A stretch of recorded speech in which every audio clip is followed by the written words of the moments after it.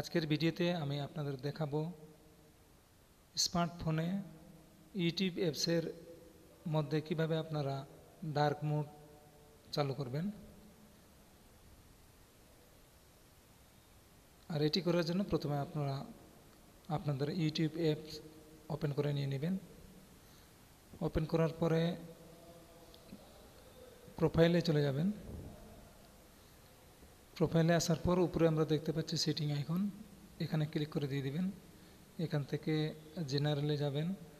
জেনারেলে যাওয়ার পরে এই যে এখানে লেখা আছে ডার্ক থিম, এটি আপনারা ওপেন করে দিয়ে দিবেন এবং আপনারা দেখতে পাচ্ছেন ডার্ক মোড চালু হয়ে গেছে।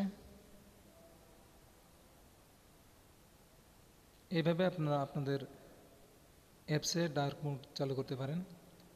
দেখার জন্য প্রত্যেকে ধন্যবাদ এবং লাইক এবং সাবস্ক্রাইব করতে আপনারা ভুলবেন না। ধন্যবাদ।